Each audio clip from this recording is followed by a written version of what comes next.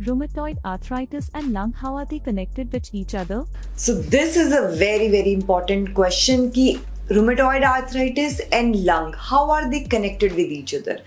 So we get lot of referrals from pulmonologist जो ILD का detection करते हैं और फिर पेशेंट्स को बोला जाता है कि आप रूमेटोलॉजिस्ट के पास जाइए. सो दे आर ऑल कंफ्यूज्ड कि हमें तो सांस की प्रॉब्लम है तो ये किस डॉक्टर के पास भेजा जा रहा है. So all the autoimmune diseases including rheumatoid arthritis are very closely linked to your lung. In fact अगर किसी ऑर्गन की हमें चिंता होती है रूमेटॉइड के साथ तो वो आंख और लंग सबसे पहले आता है. Rheumatoid arthritis and other autoimmune disorders like SLE, scleroderma, lupus, they all can lead to shrinkage of lungs, which is known as interstitial lung disease.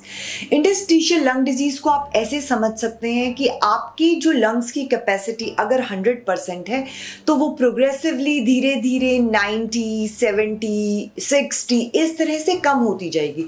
इसको आप एक shrinkage of lungs या फिर lungs का सिकुड़ना भी बोल सकते हैं.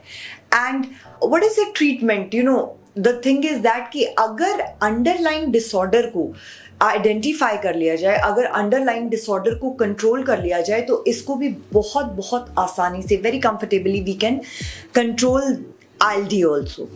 इसका ट्रीटमेंट उसकी अंडरलाइन डिसऑर्डर के ट्रीटमेंट में ही छुपा हुआ है. So the key thing is that कि अगर आप ऑलरेडी डायग्नोज्ड पेशेंट हैं या फिर आपको पल्मोनोलॉजिस्ट की तरफ से डायग्नोज करके फर्दर उसके लिए भेजा जाता है, please stick to your treatment. दूसरा, अगर ये किसी दवाई का किसी और कारण से है तो उसका साइड इफेक्ट है तो उसको भी डील किया जाएगा because lungs are very important and there are many newer therapies which are being approved. जैसे mycophenolate mofetil हम बहुत यूज करते हैं in diseases like scleroderma.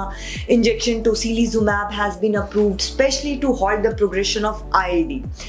So आपको सिर्फ ये चीज़ ध्यान रखनी है कि अगर आप ऑलरेडी डायग्नोज्ड हैं तो प्लीज़ अपने पल्मोनरी फंक्शन टेस्ट कराते रहिए. और अगर किसी भी तरह की सांस लेने में डिफ़िकल्टी या कोई एक्टिविटी जो आप पहले कर लेते थे और अब नहीं कर सकते हैं, you feel that you are getting shortness of breath, please see your pulmonologist and your rheumatologist और उसका फर्दर इवैल्यूएशन करना ज़रूरी है ताकि उसे उसी स्टेज पे रोका जा सके और कितनी रिवर्सल पॉसिबल है वो की जा सके.